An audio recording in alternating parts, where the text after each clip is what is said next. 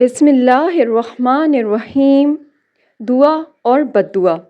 اسلام میں دعا اور بد دعا دونوں کی اہمیت بہت زیادہ ہے۔ خاص طور پر والدین کی دعا اور بد دعا اولاد کے حق میں بہت اثر رکھتی ہے، لیکن اگر بد دعا ناحق دی جائے بغیر کسی ظلم یا قصور کے تو وہ بد دعا بعض اوقات دینے والے پر بھی واپس آ سکتی ہے۔ آئیے ایک ماں کی مثال کے ذریعے ناحق بد دعا کو جانتے ہیں۔ ایک ماں اپنی بیٹی پر ناحق غصہ کرتی ہے، اسے بد دعا دیتی ہے، حالانکہ بیٹا فرما بردار ہوتا ہے، وہ صرف ماں کی بھلائی چاہتا ہے، مگر ماں ضد میں آ کر اس پر ظلم کر دیتی ہے اور کہتی ہے اللہ کرے تو برباد ہو جائے۔ اب اس بات کا نتیجہ کیا نکلتا ہے؟ کچھ دنوں بعد بیٹے کو واقعی کوئی تکلیف پہنچتی ہے، لیکن ماں خود بھی بیماری یا کسی اور پریشانی میں مبتلا ہو جاتی ہے۔ بعض اوقات ایسا ہوتا ہے کہ بد دعا کا اثر الٹا خود ماں پر آ جاتا ہے، کیونکہ وہ ناحق دی گئی ہوتی ہے۔ حدیث میں نبی کریم صلی اللہ علیہ وسلم نے فرمایا، کبھی اپنی اولاد کے لیے بد دعا نہ کرو، کہیں ایسا نہ ہو کہ وہ قبول ہو جائے۔ اسی طرح ایک ماں اپنی بیٹی کو کسی غلط فیصلے پر مجبور کرتی ہے، مثلاً کسی ایسے رشتہ دار کے ساتھ تعلق رکھنے پر مجبور کرتی ہے جو اس کے لیے نقصان دہ ہو۔ جب بیٹی ادب سے منع کرتی ہے اور سمجھانے کی کوشش کرتی ہے تو ماں غصے میں آ کر کہتی ہے تو ہمیشہ پریشان ہی رہے۔ بیٹی تو اللہ کے حضور مظلوم بن جاتی ہے اور اس کے حق میں اللہ بہتر فیصلہ کرتا ہے، مگر ماں خود مختلف پریشانیوں میں مبتلا ہو جاتی ہے۔ اس کا نتیجہ یہ ہوتا ہے کہ ناحق بد دعا اکثر پلٹ کر آتی ہے۔ اللہ ناحق ظلم کو پسند نہیں کرتا، چاہے وہ ماں کی طرف سے ہو یا کسی اور کی طرف سے۔ قرآن میں اللہ تعالیٰ نے فرمایا، بے شک اللہ ظالموں کو پسند نہیں کرتا۔ حضرت امام احمد بن حنبل رحمہ اللہ کا واقعہ جانتے ہیں۔ حضرت امام احمد بن حنبل رحمہ اللہ اپنے زمانے کے جلیل القدر محدث، فقیہ اور اہل سنت الجماعت کے عظیم امام تھے۔ آپ پر عباسی خلافت کے دور میں شدید ظلم کیا گیا، خاص طور پر خلیفہ مامون المعتصم اور واسق کے زمانے میں، جب قرآن کو مخلوق کہنے کا فتنہ عام تھا۔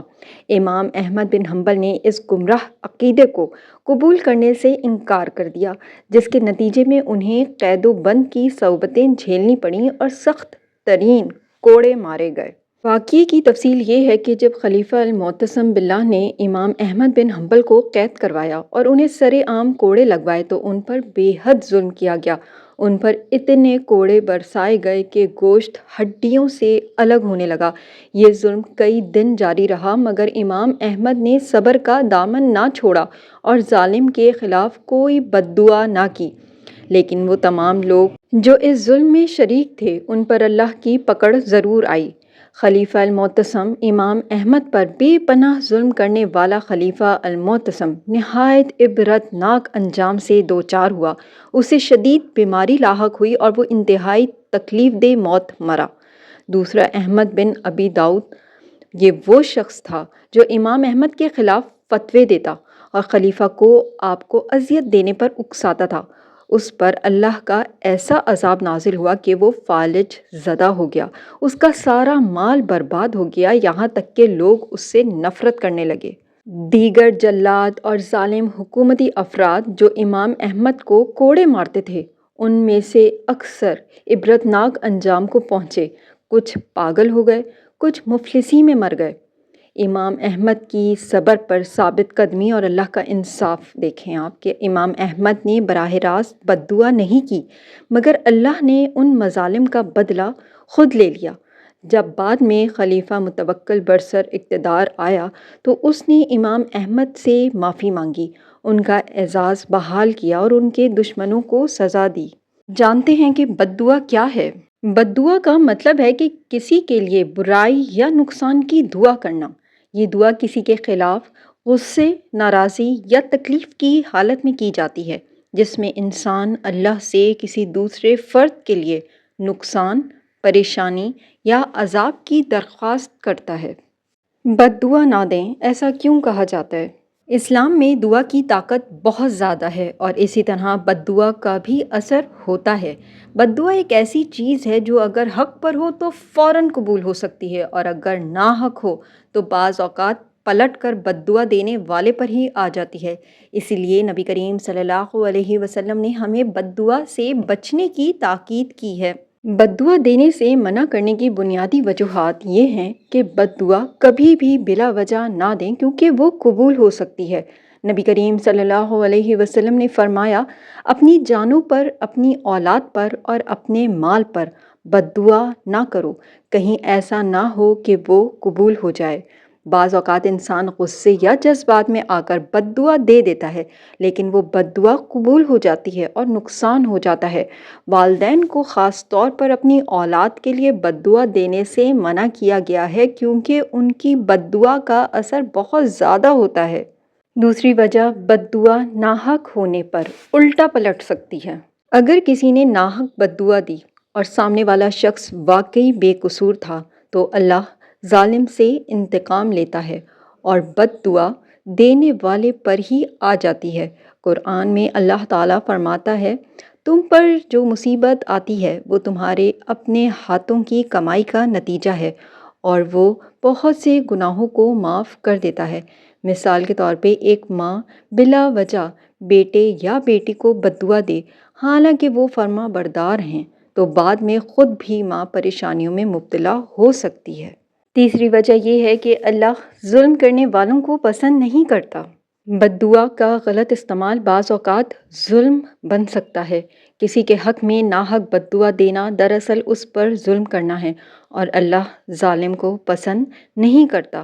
قرآن میں اللہ تعالیٰ فرماتا ہے، اور اللہ ظالموں کو ہدایت نہیں دیتا۔ بد دعا نہ دیں تو پھر کیا کریں؟ بد دعا دینے کی بجائے دعا دینا بہتر ہے۔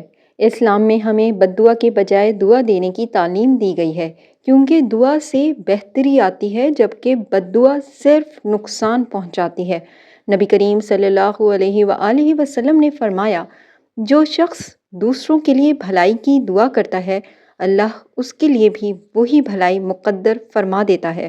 مثال کے طور پر اگر کوئی اولاد نافرمان ہے تو اس کے لیے ہدایت کی دعا کریں بجائے اس کے کہ بد دعا دی جائے۔ اگر کوئی دشمن تکلیف دے رہا ہے تو اس کے لیے ہدایت یا انصاف کی دعا کریں، بد دعا نہ دیں۔ ہمیں بد دعا کیوں نہیں دینی چاہیے؟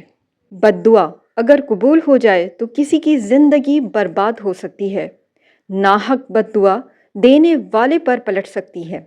اللہ ظلم کو پسند نہیں کرتا اور بعض اوقات بد دعا ظلم بن جاتی ہے۔ بد دعا کے بجائے صبر اور دعا کرنا بہتر ہے کیونکہ دعا خیر لاتی ہے اور بد دعا صرف نقصان پہنچاتی ہے۔ نبی کریم صلی اللہ علیہ وسلم کی تعلیمات کے مطابق ماں باپ کو ہمیشہ حکمت اور محبت کے ساتھ اولاد کی رہنمائی کرنی چاہیے، نہ کہ انہیں ناحق بد دعاؤں میں مبتلا کرنا چاہیے۔ اسی لیے ہمیں بھی ہمیشہ زبان پر قابو رکھنا چاہیے اور دوسروں کے لیے خیر مانگنی چاہیے کیونکہ اللہ سب کچھ دیکھنے والا اور بہترین فیصلہ کرنے والا ہے۔ والدین کو چاہیے کہ اپنی اولاد کو ہمیشہ دعا دیں، نہ کہ غصے میں بد دعا دیں۔ اگر آپ مظلوم ہیں تو حضرت علی رضی اللہ تعالیٰ عنہ کا یہ قول جانیں کہ جب بھی کوئی مظلوم اللہ کے حضور فریاد کرتا ہے تو اللہ ظالم سے انتقام ضرور لیتا ہے، چاہے کچھ وقت لگ جائے۔ یاد رکھیں، ظلم جتنا بھی طاقتور ہو، اللہ کی عدالت میں ظالم کو ضرور سزا ملتی ہے۔ مظلوم اگر صبر کرے تو اللہ خود اس کے لیے بہترین بدلہ لے لیتا ہے۔ ظلم کے ذریعے وقتی طور پر فائدہ اٹھایا جا سکتا ہے مگر اس کا انجام ہمیشہ رسوائی اور بربادی ہوتا ہے۔ یہی وجہ ہے کہ ہمیں ہر حال میں انصاف اور صبر کا راستہ اپنانا چاہیے اور ظالموں کے خلاف اللہ سے مدد مانگنی چاہیے کیونکہ اللہ بہترین فیصلہ کرنے والا ہے۔ کیا آپ نے کبھی کسی کو بد دعا دی ہے؟ اگر دی ہے تو اپنی بد دعا پہ غور ضرور کیجیے گا کیونکہ بد دعا پلٹ سکتی ہے۔ اللہ سے اپنی بد دعا ضرور واپس لے لیں اور جس نے بھی آپ پہ ظلم کیا ہے اس کا معاملہ اللہ کے سپرد کر دیں۔ اگر آپ کو ویڈیو انفارمیٹیو لگی ہے تو ویڈیو کو لائک کیجیے، کامنٹ کیجیے اور دوسروں کے ساتھ شیئر کیجیے کیونکہ اچھی بات پھیلانا صدقہ جاریہ ہے۔ چینل پر اگر نیو ہے تو چینل کو سبسکرائب ضرور کر لیجیے گا۔ جزاک اللہ۔